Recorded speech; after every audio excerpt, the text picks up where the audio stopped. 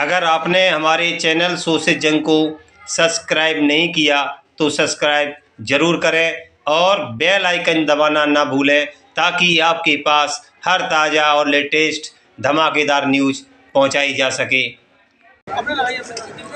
संविधान की शपथ लेने वाले संवैधानिक पदों पर बैठे हुए माननीय प्रधानमंत्री और माननीय मुख्यमंत्रीगण के नेतृत्व में आज आरक्षण का गला घोटा जा रहा है। मनमाने तरीके से आरक्षण का दुरुपयोग कर एक विशिष्ट वर्ग के लोगों को लाभ पहुंचाया जा रहा है। अभी अभी लिटरल एंट्री के नाम पर 340 IAS कैडर के अधिकारियों का चयन हुआ। एक भी ST, SC, OBC नहीं है। इस तरीके से संविधान के दिए गए निर्देशों का उल्लंघन किया जा रहा है। वोट लेने के लिए हिंदू कहकर के भारतीय जनता पार्टी के लोग सबका वोट तो लेना चाहते हैं, लेकिन वोट लेने के बाद सत्ता में जाने के बाद सत्ता का दुरुपयोग कर इन्हीं तथाकथित हिंदू कहे जाने वाले आदिवासी, दलित और पिछड़ों के अधिकारों को छीनने में लग जाते हैं, आरक्षण को ख़त्म करने में लग जाते हैं। आज इस देश में भारतीय जनता पार्टी फिर से यथास्थित बात पैदा करना चाहती है। हजारों साल की पूर्व की व्यवस्था अघोषित रूप से फिर लागू करने की कोशिश कर रही है। विश्वविद्यालयों में शिक्षा इतनी महंगी की जा रही है कि जिससे कोई गरीब का छात्र पढ़ न पावे। यानी ग्रामीण क्षेत्रों से आने वाले SC, ST, OBC किसी भी वर्ग का छात्र या छात्रा उच्च शिक्षा न ले सके, इस बात की सरकार की कोशिश है। नई शिक्षा नीति गरीबों के बेटियों और बेटों को शिक्षा से वंचित करने के लिए बनाई गई है और आज सारे सरकारी संस्थान अपने चहेते उद्योगपतियों अदानी और अंबानी के हाथ कौड़ियों के भाव बेचा जा रहा है, जिससे नौजवानों के सामने सरकारी नौकरी का खतरा आ गया है। आज तमाम ऐसी समस्याएं हैं जिसको हम गंभीरता के साथ इन मुद्दों पर सड़क पर भी जाएंगे। और आज सबसे बड़ी समस्या माननीय सर्वोच्च न्यायालय के कई बार निर्देश दिए जाने के बावजूद भी जातिवार जनगणना कराने से सरकार कतरा रही है। यही भारतीय जनता पार्टी जब विपक्ष में रहती है तो जाति जनगणना की बात करती है, मांग उठाती है, सत्ता में आती है तो जाति जनगणना कराने से कतराती है। यहाँ तक कि पूर्व में कांग्रेस भी जब सत्ता में आने पर जाति जनगणना से कतराती है, विपक्ष में आने पर जाति जनगणना की मांग करती है। तो ये दोहरा चरित्र खत्म होना चाहिए। गोपीनाथ मुंडे जी ने भी ये मांग बहुत पहले 2010 में की थी, 11 में। और उसके बाद राजनाथ जी ने 2019 लोकसभा चुनाव के पहले कहा था कि जाति जनगणना हम कराएंगे।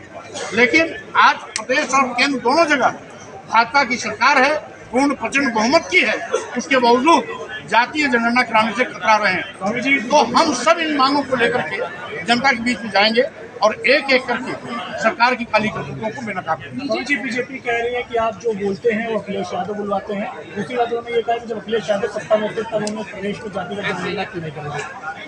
पहली बात तो जब माननीय सर्वोच्च न्यायालय जनगणना की बात करती है तो केंद्र सरकार द्वारा जो जाति जनगणना होती है 1872 से जाति जनगणना शुरू हुई। 1931 में अंतिम जाति जनगणना हुई। 1931 के बाद आज तक जाति जनगणना नहीं हुई। 2010-11 में जाति जनगणना कराई जरूर गई थी, लेकिन उसका आंकड़ा सार्वजनिक नहीं किया गया था। और आज केंद्र सरकार इस जाति जनगणना कराने के लिए इसलिए उसको कराना जरूरी है क्योंकि इनके नेता भी विपक्ष में रहकर इसकी मांग कर चुके हैं। आज सत्ता में है, पूर्ण प्रचंड बहुमत की सरकार है, इसलिए इनको आनाकानी नहीं करनी चाहिए। अब बीजेपी कहाँ से बोलती है, पहले उनसे पूछिए कि आपको कौन सिखाता पढ़ाता है। उनके आका बोल दिया अभी थोड़ी देर पहले कि जाति वर्ण भगवान ने नहीं बनाया, पंडितों ने बनाई। अब सारी कलई खुल गई तो भी भाई बीजेपी वाले बोलने से शर्माते नहीं, उनको शर्म आनी चाहिए। कि अगर आपके आका ने आपकी पोल पट्टी खोल दी है तो आप प्रधानमंत्री जैसे बड़े पद पे बैठे हो, आपको ऐसी हिंसक वारदातें, ऐसे मानवता को कलंक। 2024 भाजपा की विधायी का चुनाव होगा। सर, आपकी लड़ाई 85-15 की है और प्रकाश राजभर आपके समाज से है, वो आपका ही विरोध कर रहे हैं, वो कह रहे हैं कि सिर्फ आप राजनीति कर रहे हो। क्योंकि वो भाजपा वालों की गोदी में बैठ के बोल रहे हैं, इसलिए भाजपा की भाषा। जब देश का हर नौजवान स्वामी प्रसाद मौर्य बन के बोल रहा है तो स्वाभाविक रूप से हमारा काम आसान हो गया है। सबकी ताकत मिलकर बड़ी ताकत हो जाएगी और साथ ही साथ इनको आपत्तिजनक शब्दों को हटाना ही पड़ेगा।